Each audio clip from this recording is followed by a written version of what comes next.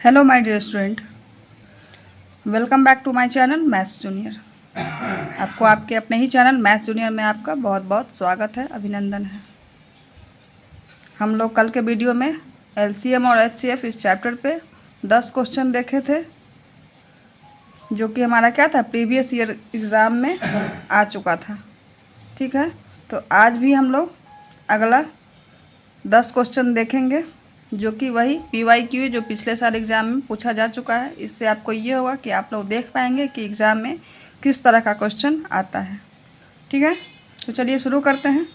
अगर वीडियो अच्छा लगेगा तो अपने दोस्तों के साथ ज़रूर शेयर कीजिएगा, और अगर कोई डाउट रहता है तो आप ज़रूर इसको कमेंट बॉक्स में डालिएगा, और चैनल को लाइक करना ज़रूर, वीडियो को लाइक करना ज़रूर। चलिए देखते हैं क्वेश्चन नंबर 11। संख्याओं 14 और 28 का महत्तम समापवर्तक कितना है? 14 है। इनका लघुत्तम समापवर्त क्या होगा?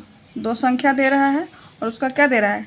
एचसीएफ दे रहा है, तो इसका एलसीएम का राजू क्या होगा? तो सीधा दो संख्या दे रहा है तो इसका सीधा एलसीएम भी निकाल लेंगे, सीधा एलसीएम निकाल लेंगे 14 और 28 का, या फिर फॉर्मूला पे कि पहली संख्या गुना दूसरी संख्या बराबर एलसीएम गुना एचसीएफ। देखे थे फॉर्मूला देखे थे ना कि दो संख्या है तो एक संख्या गुना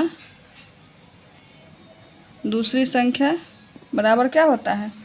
संख्या का एलसीएम गुना एचसीएफ होता है। इससे बन जाएगा कि एक संख्या आपका 14 है गुना दूसरी संख्या 28 है, और उसका एलसीएम आपको निकालने के लिए कह रहा है, और एचसीएफ क्या दे रहा है? 14 दे रहा है। तो सीधा निकालेंगे एलसीएम बराबर क्या हो जाएगा आपको? 14 गुना 28 बट्टा 14, सीधा कट जाएगा। तो इसका आंसर क्या हो जाएगा? 28। बिल्कुल इजी है, कोई डाउट नहीं है। चलिए नेक्स्ट देखते हैं क्वेश्चन नंबर 12। देखिए क्वेश्चन नंबर 12 क्या है। 4 अंकीय छोटी से छोटी संख्या जो 2, 3, 8, 10 से पूर्णतः विभाजित हो वो संख्या कौन सी है? 4 अंकीय छोटी से छोटी संख्या। तो सबसे पहले हम लोग ये पता करेंगे कि 4 अंकों की छोटी से छोटी संख्या क्या होता है। मालूम है 4 अंकों की छोटी से छोटी संख्या क्या होता है आपको? 1 पर 3 0। ये क्या है? हमारा 4 अंकों की छोटी से छोटी संख्या। इसमें क्या कह रहा है? 2, 3, 8, 10 से क्या हो वो पूर्णतः विभाजित हो। तो ऐसे में क्या करेंगे? इस चारों नंबर का क्या करेंगे? पहले एलसीएम निकालेंगे। तो निकालिए। 2, 3 क्या था? 8 और 10। 2, 3, 8 और 10। इसका एलसीएम 2 से लगेगा। 3 2 चौका 8, 2 5 10। अब नहीं कटेगा। 2 गुना 3 गुना 4 गुना 5 बराबर कितना हो जाएगा? 5 चौका 20, 20 तिया 60, 60 दूनी 120। क्या है? 120 है। तो अब क्या करेंगे? 120 एलसीएम आ गया। तो क्या है जो तीन चारों से विभाजित है ना? इस चारों से विभाजित है। इस ऐसे कंडीशन में क्या करते हैं? एलसीएम ले करके उसमें भाग देंगे उससे, या फिर वही डिविजिबिलिटी रूल से चेक करेंगे सबसे। तो इसमें तो थोड़ा सा टाइम लगेगा, फिर आपको जैसे सहूलियत लगे। तो हम लोग क्या करेंगे? एलसीएम 120 आया, अब उससे इसमें भाग करेंगे छोटी से छोटी संख्या में। तो छोटी से छोटी संख्या क्या था? 1000 है। अब इसमें भाग कीजिए 120 से 1000 में, तो कितना लगेगा? 12 अट्ठे 96 कि 960। वो क्या बच गया? 40। अब देखिए यहाँ पे थोड़ा सा समझना होगा कि आपको यहाँ पे रिमाइंडर कितना बच गया? शेषफल 40 बच गया।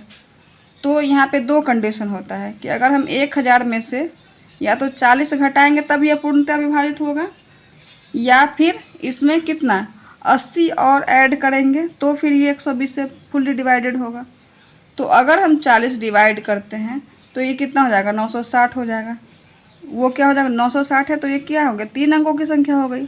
लेकिन क्वेश्चन में क्या है? 4 अंकों की छोटी से छोटी संख्या। तो हमको 4 अंकों की संख्या बनाना है। तो ऐसे कंडीशन में क्या करेंगे? हम लोग 80 जोड़ेंगे। ये 80 समझ में आ रहा है कहाँ से आया? ये 80 चूँकि 40 है और यहाँ पे क्या है? 120 है। तो यहाँ पे एक से भी लगाने के लिए कम से कम कितना होना चाहिए? 100, ये कम से कम 120 होगा, तभी यहाँ पे 120 में 1 क्वोशेंट दे करके यहाँ पे लगेगा, है ना? तो यहाँ पे कितना 120 लाने के लिए कितना लाना पड़ेगा? कितना इसमें जोड़ना पड़ेगा? तो 80 जोड़ेंगे तभी यहाँ पे 120 होगा ना। तो यही है, 120 में से यहाँ पे क्या करेंगे? इस रिमाइंडर को घटाएंगे तो 80 बच जाएगा। इससे पता चल जाएगा यहाँ पे कि ये 80 है। तो इसमें आपको अभिष्ट संख्या जो होगा, रिक्वायर्ड नंबर, वो क्या हो जाएगा? 1000 में 80 को ऐड कर देंगे तो क्या हो जाएगा 1080। समझ में आया कैसे बनेगा? तो यही हमारी छोटी से छोटी संख्या है जो सबसे 2, 3, 8, 10 सबसे डिविजिबल होगा। समझ में आया? क्या किए हैं, पहले सबका एलसीएम निकाले हैं, उसका जो एलसीएम आया उससे छोटी से छोटी संख्या में भाग देंगे। और चूंकि ये छोटी से छोटी संख्या अगर यहीं पे बड़ी से बड़ी संख्या रहता तो यहाँ पे सीधा जो हमारा शेषफल आ गया उसको क्या करते हैं, घटा देते। क्योंकि बड़ी से बड़ी संख्या में जोड़ेंगे तो वो क्या हो जाएगा, वो फिर दूसरा संख्या बन जाएगा। कोई भी बड़ी से बड़ी संख्या रहता है उसमें अगर कुछ जोड़ते हैं तो वो फिर मतलब या तो अगर 4 अंक की रहेगा तो वो 5 अंकों की छोटी से छोटी संख्या बन जाएगा। अगर 3 अंकों की बड़ी से बड़ी संख्या रहेगा उसमें अगर कुछ जोड़ेंगे तो क्या हो जाएगा, 4 अंकों की छोटी से छोटी संख्या बन जाएगा। तो जहाँ पे बड़ी से बड़ी संख्या दिया रहता है उसमें क्या करते हैं, बस सीधा घटा देते हैं, जो हमारा रिमाइंडर आएगा उसको सीधा घटा देते हैं। लेकिन यहाँ पे क्या था, छोटी से छोटी संख्या, तो उसमें क्या करते हैं हम लोग जोड़ते हैं, क्योंकि उसमें जब ही घटाएंगे तो ये क्या हो जाएगा, 4 अंकों की छोटी से छोटी संख्या का है तो ये 3 अंकों की संख्या बन जाएगी। थोड़ा सा इसको भी दिमाग में रखना है ना।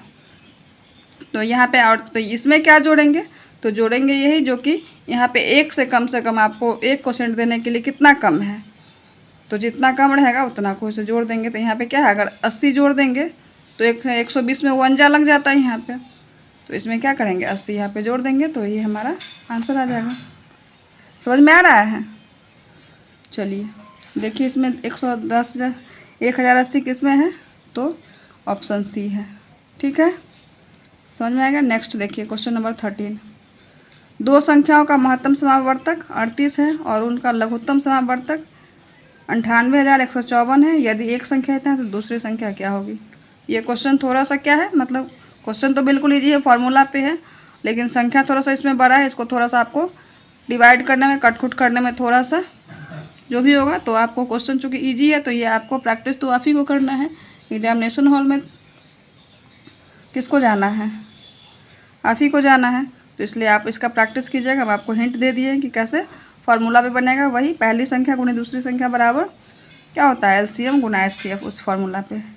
ठीक है, नेक्स्ट क्वेश्चन नंबर 14 क्या कर रहा है, 128, 288 और 188 का एचसीएफ, ये भी बिल्कुल ईजी है, एचसीएफ सीधा निकालना है। नेक्स्ट 15, यदि दो सहअभाज्य संख्याओं का गुणनफल 117 है तो उनका एलसीएम क्या है? चलिए ये थोड़ा सा आपको रिकॉल करना होगा। सहअभाज्य संख्या, सहअभाज्य संख्या इसमें दे रहा है, सहअभाज्य संख्या यानी कि क्या बोलते हैं उसको, को प्राइम। को प्राइम आपको याद कीजिए, को प्राइम नंबर किसको बोलते हैं? को प्राइम नंबर बोलते हैं वैसा नंबर जिसका एचसीएफ क्या हो, मतलब दो को प्राइम मीन्स 2 नंबर का वो पेयर होगा जिसका एचसीएफ क्या होगा, हमेशा 1 होगा, उसी को को प्राइम बोलते हैं।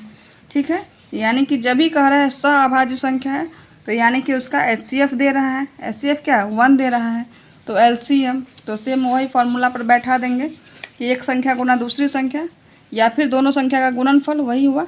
एक संख्या गुना दूसरी संख्या मतलब क्या होगा, दोनों का गुणनफल बराबर क्या, एलसीएम गुना एचसीएफ। गुणनफल कितना दे रहा है आपको, गुणनफल 117 दे रहा है, तो क्या हो जाएगा 117 बराबर एलसीएम निकालना है। और एचसीएफ क्या है, को प्राइम है, तो इसका मतलब उसका एचसीएफ 1, तो एलसीएम बराबर 117 में 1 से इधर क्या हो जाएगा, डिवाइड करेंगे तो वही सेम हो जाएगा, या फिर कुछ नहीं सीधा 117, एलसीएम क्या हो जाएगा 117। समझ में आ रहा है ना? 1 से गुना करेंगे या फिर इधर भाग करेंगे तो बात बराबर ही है, तो क्या हो जाएगा एलसीएम 117। समझ में आ गया? तो इसका answer option D. Next question number 16, वह बड़ी से बड़ी संख्या प्राप्त कीजिए जिसमें 1277 तथा 1368 को भाग किया जाए तो प्रत्येक स्थिति में 3 शेष बचे। ये भी क्वेश्चन देखे थे, है ना। बड़ी से बड़ी संख्या दे रहा है, बताए थे आपको कि जहाँ पे भी बड़ी से बड़ी संख्या दिया रहेगा वहाँ पे क्या होगा, एचसीएफ होगा। और दूसरा शर्त क्या है, दूसरा कंडीशन इसमें कि प्रत्येक स्थिति में 3 शेष बचे।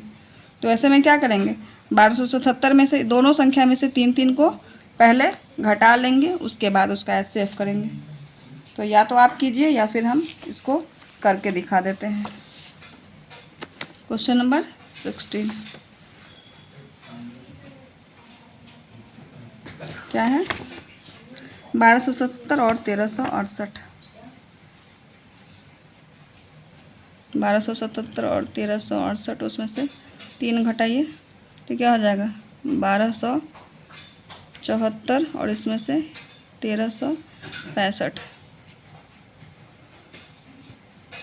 अब इसका HCF 1274 में 1365 से तो 1, 1274 घटाइए, 5 में से 4 गया 1, 16 में से 7 गया 9, कट गया।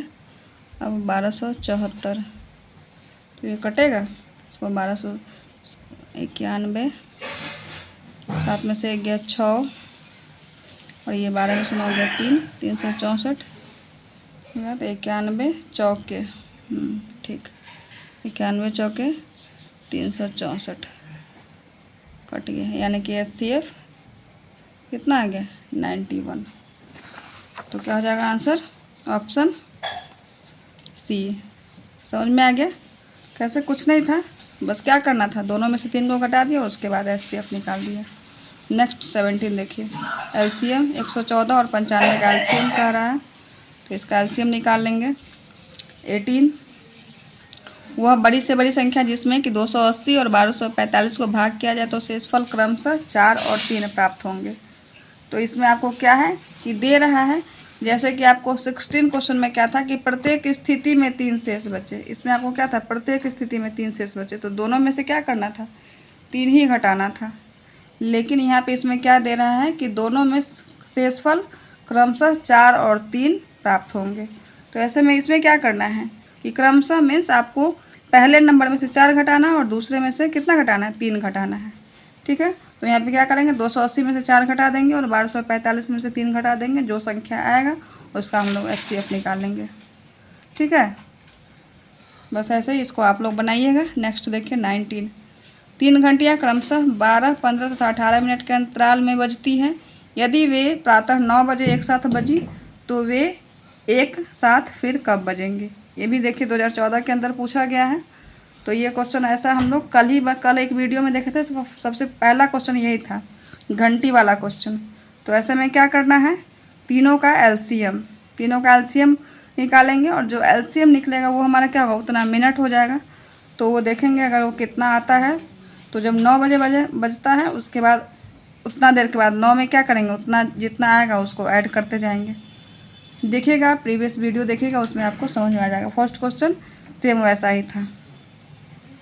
नेक्स्ट देखिए 20, वह छोटी से छोटी संख्या जो 42, 98 तथा 70 से भाग हो जाती है उसमें से ये संख्या कौन सी है। तो इसमें भी क्या करेंगे, इसका LCM लेना है और उसके बाद देखेंगे कि कौन सी संख्या इसमें से वो LCM जो आएगा उससे कट रहा है, तो वही संख्या होगा जो कि तीनों से विभाजित हो जाएगी या मतलब भाग हो जाएगी इसमें, ठीक है। तो इसमें भी क्या करना है, इस तीनों का LCM ले करके और इस ऑप्शन में से देखेंगे डिवाइड करके, ठीक है। चलिए आज हम फिर 10 क्वेश्चन देखे हैं। अगर आप लोग डिमांड कीजिएगा तो हम और भी क्वेश्चन करवाएंगे, वैसे 20 क्वेश्चन करवा लिए जो काफ़ी है। इसी टाइप का क्वेश्चन इस चैप्टर से रहता है। हम लोग आगे नेक्स्ट चैप्टर देखेंगे, ठीक है। चलिए आज के लिए बस इतना ही, थैंक यू। अगर आपको वीडियो अच्छा लगेगा तो अपने दोस्तों के साथ ज़रूर शेयर कीजिएगा ताकि उनको भी बेनिफिट्स मिल सके, और चैनल को सब्सक्राइब ज़रूर कीजिएगा अगर आप नए हैं तो। चलिए thank you, thanks for watching, bye bye, मिलते हैं अगले वीडियो में।